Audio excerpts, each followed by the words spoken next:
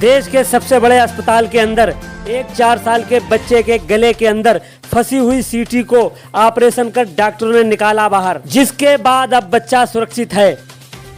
आपको बता दें कि हरियाणा में नूह में रहने वाले एक परिवार के बच्चे की जान पर आफत उस वक्त बन आई जब बच्चा खेल रहा था। उसी दौरान उसने गले में सीटी निगल ली, जिसके बाद वो सीटी उसके गले में फंस गई और जब बच्चा जोर से सांस लेता तो सीटी की आवाज उसके मुंह से निकलती। लेकिन वक्त रहते परिवार के लोग दिल्ली के एम्स अस्पताल में बच्चे को लेकर पहुंचे, जहां पर उसका ऑपरेशन कर उसकी सीटी निकाली गई, जिसके बाद बच्चा पूर्ण रूप से सुरक्षित है। देखिए हमारे संवाददाता शाहनवाज खान की एक खास report, BBC 24/7 news, AIIMS hospital नई दिल्ली।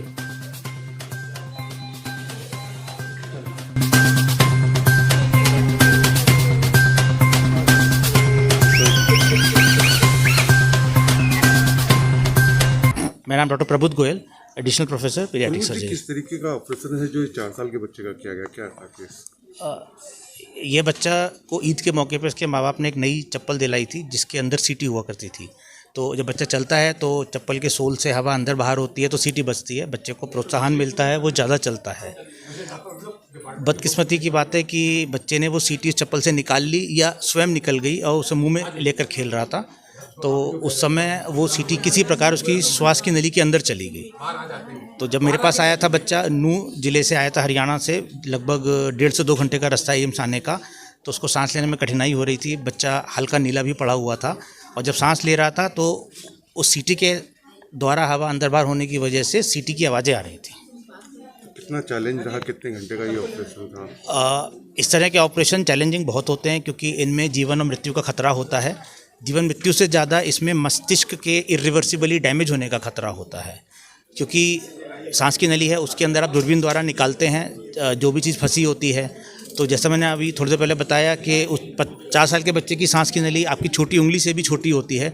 उसके अंदर आपको एक कैमरा डालना होगा ताकि अंदर देख सकें, आपको एक छोटा सा बल्ब वहाँ पहुँचाना होगा ताकि उजाला रहे, एक औजार आप डालेंगे ताकि पकड़ के निकाल सकें, और आपको एक व्यवस्था बनानी होगी कि ऑक्सीजन अंदर जा सके और कार्बन डाइऑक्साइड बाहर आ सके।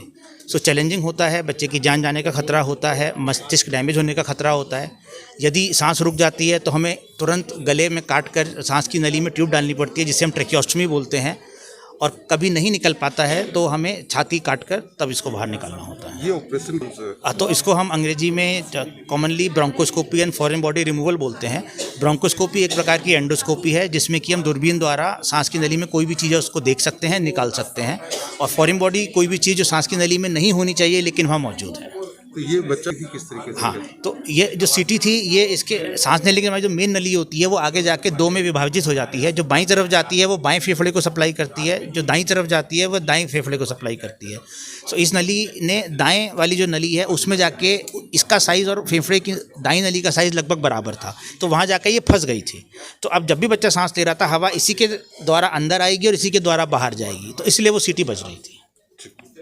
आज जिस तरीके का जो ऑपरेशन 4 साल के बच्चे का किया गया, किस तरीके से प्रोसेस था, कितने लोगों की? देखिए, हम लोगों की टीम बड़ी होती है जिसमें पीडियाट्रिक सर्जन्स होते हैं, पीडियाट्रिक एनेस्थेटिस्ट होते हैं, उसके अलावा हमारी नर्सेज होती हैं जो कि बहुत बड़ा रोल प्ले करती हैं, और पूरा सिस्टम होता है जो बच्चे को स्टेबलाइज करता है। तो बेसिकली ये बच्चे एक इमरजेंसी की सिचुएशन में आते हैं। ज़्यादातर बच्चे लाइफ का रिस्क होता है। जो बच्चे हमारे यहाँ तक पहुँचते हैं ये बड़े भाग्यशाली होते हैं, क्योंकि आप समझ सकते हैं कि ऐसी चीज़ जो जान के लिए इतनी बड़ी खतरा हो, और कहीं बच्चा किसी दूर अस्पताल से दूर जगह उसका घर हो, तो जब तक पेरेंट्स समझते हैं क्या हुआ कि वो समझते हैं खांसी आ रही है, लेकिन वो खांसी इतनी खतरनाक हो सकती है कि अक्सर बच्चे अस्पताल पहुँच नहीं पाते हैं।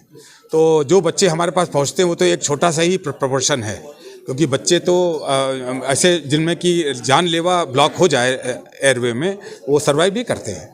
तो हम लोग एक छोटा, इसीलिए चिंता ज़्यादा है कि जिसको बच्चे का हम निकाल रहे हैं वो शायद एक बड़े स्पेक्ट्रम का छोटा भाग ही है।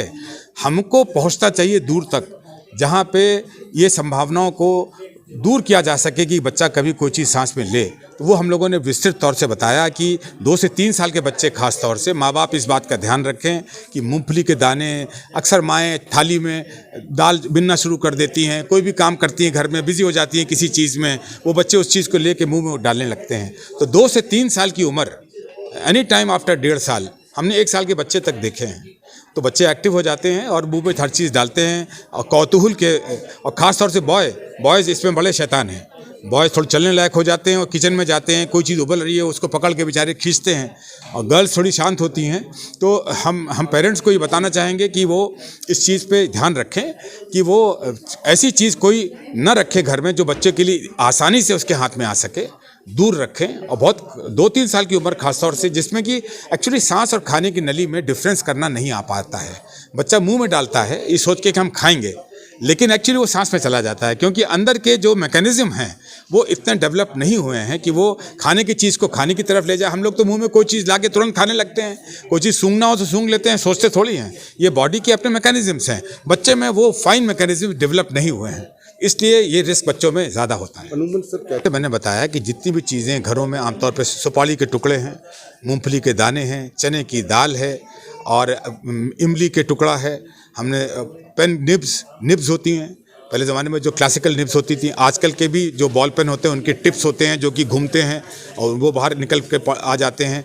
ब्लेड मैंने बताया टुकड़े बच्चों ने ले लिए, तार ले लिए, और जो ख़ास तौर से नेकलेस बीड जो गले में मालाएं पहनती हैं माताएं, उनके जो मोती होते हैं अलग अलग शेप के होते हैं, कोई गोल होता है, कोई डमरू के शेप का होता है, और वो सबसे ख़तरनाक इसलिए है कि थोड़ा सा बड़े साइज़ का वो हुआ तो हमारी फोर्सेप्स में पकड़ के नहीं आता है, वो फिसल जाता है, क्योंकि जब हम जैसे पकड़ते हैं और खींचते लगते हैं अंदर के रास्ते से तो वो फिसल जाता है। उसके लिए हम लोगों की टेक्निक है। हम लोगों ने 25 साल पहले पहली बार फोगाटी कैथीड्रल जब आया था तो हमने उसको डाला उसके छेद में, बैलून को इन्फ्लेट करके निकाल लिया, 3 मिनट में निकल आया।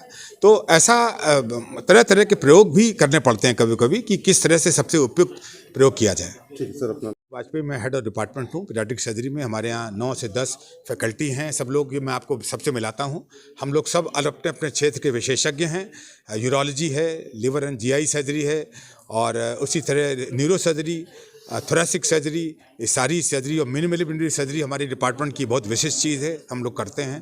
तो ये एक बड़ा विभाग है और एक स्पेक्ट्रम ऑफ कंडीशन ट्रीट की जाती हैं। मदर एंड चाइल्ड ब्लॉक में खास तौर से हम लोग बहुत उत्साहित होकर अभी शिफ्ट हुए हैं और पूरी तरह से ये काम शुरू कर चुका है।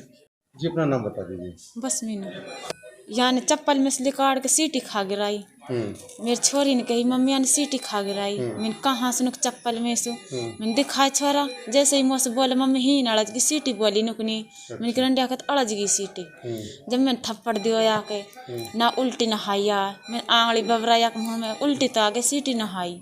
जब सांस ले सीटी बाजे हमने जाने में कदी लिकड़ी जा उल्टी से उल्टी आवे, फिर हमारा अंदाज न हो कि जब से सीटी बोले तो सीटी बाजे, मैंने की फंसी पड़े आके नाली कट से, मैंने क्या ले चल हीन से, फिर हमें तुरंत लेकर भगा हीन। किस जगह पर पहुंचे, किस जगह माड़व गांव से। हरियाणा से? हाँ ना, 4 बच्चा, 3 लड़की एक ही हो। अच्छा। ये 4 बहन भाई खेल रहा और मैं लोटी पड़ी।